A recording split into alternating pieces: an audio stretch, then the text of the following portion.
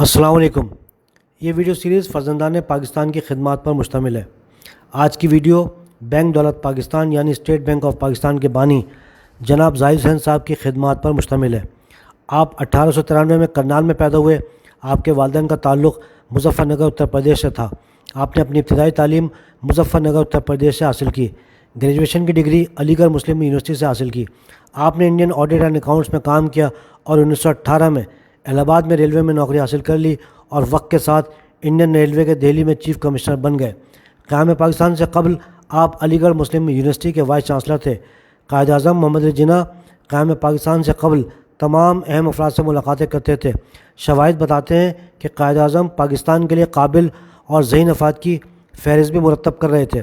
جناب زاہد حسین صاحب جب وائس چانسلر علی گڑھ مسلم یونیورسٹی تھے، اسی دوران 14 اگست 1947 کو پاکستان کے قیام کا اعلان ہو گیا۔ قیام پاکستان کے فوری بعد قائد اعظم نے جناب زاہد حسین صاحب کو دہلی میں حکومت پاکستان کا ہائی کمشنر مقرر کر دیا۔ یہ اس وقت حکومت پاکستان کی جانب سے سب سے اہم ترین ذمہ داری تھی۔ جب پاکستان آزاد ہوا اس وقت پاکستان میں currency reserve bank of India کی چلتی تھی، جو کہ تاج برطانیہ کے زیر انتظام تھا۔ ہندوستان سے جو مہاجر بڑی تعداد میں پیسہ یعنی کرنسی نوٹ لے کر آ رہے تھے، وہ تاج برطانیہ کے ہی جاری کردہ تھے، جو کہ پاکستان میں قابل قبول تھے۔ ستمبر 1947 میں ریزرو بینک آف انڈیا نے پاکستان کے لیے کرنسی نوٹ جاری کیا تھا۔ اس پر بائیں جانب حکومت پاکستان تحریر کیا گیا تھا۔ قائد اعظم کے لیے یہ صورتحال انتہائی تکلیف دہ تھی کہ پاکستان کے عوام پاکستان کی نہیں ریزرو بینک آف انڈیا کی کرنسی استعمال کریں۔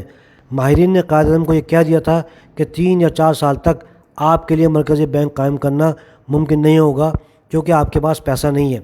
پاکستان چلانے کے لیے پیسہ بھی وہ لوگ لے کر آئے جنہوں نے اتر پردیش، دہلی، بہار اور انڈین گجرات سے پاکستان ہجرت کی، کیونکہ کراچی، سندھ اور دیگر علاقوں میں دولت مند ہندو اور سکھ اپنی تمام دولت ہندوستان لے گئے تھے۔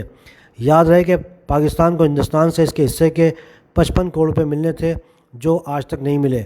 بینک تھا نہیں، پیسے تھے نہیں۔ اب آپ اندازہ لگا سکتے ہیں کہ پاکستان کی مالی صورتحال کتنی مشکل ہوگی۔ قائد اعظم کے لیے پاکستان کا مرکزی بینک قائم کرنا ایک چیلنج سے کم نہیں تھا۔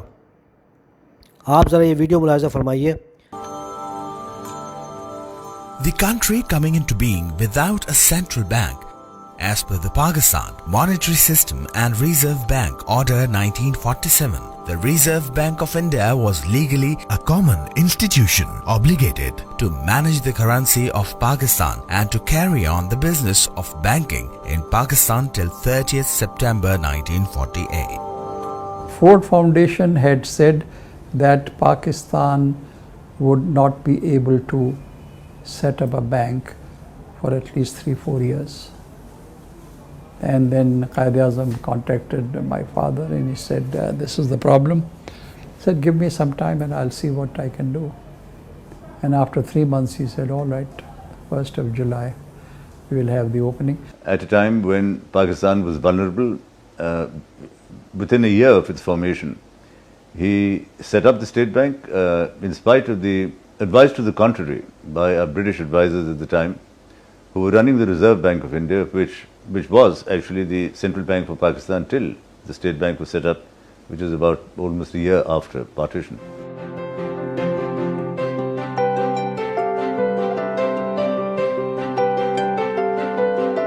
جیسا کہ آپ نے دیکھا کہ زاہد حسین صاحب کے صاحبزادے جناب ناصر اسلم زاہد، جو کہ chief justice Sindh high court رہ چکے ہیں، وہ فرما رہے ہیں کہ قائد اعظم کو بتایا گیا تھا کہ آپ کے لیے 3 سے 4 سال تک مرکزی بینک قائم کرنا ممکن نہیں ہوگا۔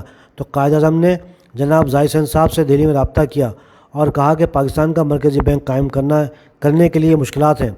جناب زاہد حسین صاحب نے قائد اعظم سے کہا کہ مجھے کچھ وقت دیجیے، میں دیکھتا ہوں کہ میں کیا کر سکتا ہوں۔ پھر زاہد حسین صاحب نے اس اہم ذمہ داری کے لیے ہاں کر دی۔ قائد اعظم نے زاہد حسین صاحب کو مارچ 1948 میں دہلی سے پاکستان بلا لیا۔ اپریل 1948 میں زاہد حسین صاحب نے بینک دولت پاکستان پر کام کا آغاز کیا، اور وہ بینک کہ جس کے لیے قائد اعظم کو 3 یا 4 سال کا کہا گیا تھا، وہ زاہد حسین صاحب نے 3 ماہ میں کر دیا۔ 1 جولائی 1948 کی تاریخ بینک دولت پاکستان کے افتتاح کی تاریخ مقرر کر دی گئی، اور اس دن قائد اعظم محمد علی جناح محترمہ فاطمہ جناح کے ساتھ بگھی میں سوار ہو کر کراچی میں بینک دولت پاکستان کی عمارت پہنچے۔ اسٹیٹ بینک کے خالق اور پہلے گورنر جناب زاہد حسین صاحب نے آپ دونوں کا استقبال کیا۔ قائد اعظم محمد علی جناح نے اپنے خطاب میں اسٹیٹ بینک کے قیام کو پاکستان کے مالی استحکام کی علامت قرار دیا۔ آپ نے اپنا اکاؤنٹ کھولا اور پھر بینک دولت پاکستان کا تالا کھول کے اس کا افتتاح کر دیا۔ بینک دولت پاکستان نے اپنا پہلا نوٹ ستمبر 1948 کو جاری کیا، جس پر دستخط جناب ظاہر حسین صاحب کے تھے۔ جناب ظاہر حسین صاحب 1953 تک بینک دولت پاکستان کے گورنر رہے۔ قائد اعظم کا مہاجروں پر بے انتہا اعتماد تھا۔ اس کی وجہ یہی تھی کہ پاکستان کی اصل تحریک ان علاقوں سے پروان چڑھی جو آج پاکستان میں شامل نہیں، اور اسی وجہ سے قائد اعظم نے نئے ملک پاکستان کی باغ دوڑ میں مہاجروں کو کلیدی کردار دیا۔ اس کے بعد کیا ہوا وہ ایک الگ تاریخ ہے۔ اسی وجہ سے سندھ کا ایک مخصوص ٹولہ آج بھی قائد اعظم کے خلاف نازیبہ الفاظ استعمال کرتا ہے۔ آپ لوگوں نے سابق صدر پاکستان کے والد کی قائد اعظم کے خلاف مغالطات پر مبنی ویڈیو دیکھی ہوگی۔ وہ ویڈیو اسی موضوع پر تھی کہ کیوں قائد اعظم مہاجروں کو لائے اور ان کے ہاتھ میں پاکستان کی باغ دوڑ دی۔ قائد اعظم کو بحیثیت بانی پاکستان یہ حق حاصل تھا، اور وہ یہ بہتر جانتے تھے کہ وہ کون لوگ ہیں جو نوزائیدہ ملک پاکستان کو چلا سکتے تھے، خواہ ان کا تعلق کسی بھی صوبے اور علاقے سے ہو۔ قائد اعظم ایک اصول پسند اور باوقار انسان تھے۔ وہ کوئی احسان فراموش نہیں تھے کہ ہندوستان کے مسلمانوں کی جدوجہد سے پاکستان بنواتے اور انہیں آنے بھی نہیں دیتے۔ یہی وجہ ہے کہ آپ نے اتر پردیش، بہار اور دیگر علاقوں کے مسلمانوں کو پاکستان آنے اور پاکستان کی باغ ڈور سنبھالنے کی دعوت دی۔ جو حقائق سے لا علم احمق لوگ کہتے ہیں کہ مہاجر بھوکے ننگے آئے، وہ دیکھ لیں کہ اس مملکت خداداد کی سب سے اہم بنیاد یعنی مرکزی بینک کو کون قائم کر رہا تھا۔ انہی کے ہاتھوں پورے پاکستان کی معاشی ترقی کا آغاز ہوا تھا۔ انہی کے دستخطوں سے پاکستان کا کرنسی نوٹ جاری ہوا، جس نے آپ کے پیٹ میں کھانے اور تن کو ڈھانپنے کا بندوبست پیدا کیا۔ انہی کے پاس پورے پاکستان کا خزانہ تھا، اس میں ایک آنے کا بھی کوئی ہیر پھیر نہیں کیا، تبھی یہ پاکستان قائم و دائم ہوا۔ ورنہ ہندوستان کے پہلے وزیر اعظم پنڈت جواہر لال نہرو نے کہا تھا کہ پاکستان ایک سال بھی اپنا وجود برقرار رکھ پائے تو بڑی بات ہوگی۔ یہ الفاظ سردار پٹیل اور ہر کانگریسی رہنما کے تھے۔ اگر قائد اعظم پاکستان چلانے کی کنجی ان کے حوالے کر دیتے جو بجٹ کے 800 روپے ہڑپ کر جاتے ہیں اور حساب مانگو تو ناراض ہو جاتے ہیں، تو پھر وہی سچ ہو جاتا جو پنڈت جواہر لال نہرو نے کہا تھا، یعنی پاکستان ایک سال بھی اپنا وجود برقرار رکھ پائے تو بڑی بات ہوگی۔ قائد اعظم نے 1913 سے 1947 تک کی سیاسی جدوجہد میں یہ سمجھ لیا تھا کہ ہندوستان میں کون لوگ قابل اور ایماندار ہیں۔ قیام پاکستان کے بعد قائد اعظم کے انتخاب کرنے کا معیار ایماندار، تعلیم یافتہ اور قابلیت والے لوگ تھے۔ قائد اعظم کی مخالفت وہ لوگ کرتے ہیں جو قبضہ گیر اور مفت خور طبقے سے تعلق رکھتے ہیں۔ آپ کا انتخاب ظاہر حسین صاحب جیسے قابل اور ایماندار لوگ تھے۔ جناب ظاہر حسین صاحب کا انتقال 1957 میں ہو گیا، مگر آپ اس مملکت خداداد کے لیے ایک مضبوط ستون بنا گئے۔ سلام ہے ایسے عظیم لوگوں پر۔ اللہ حافظ۔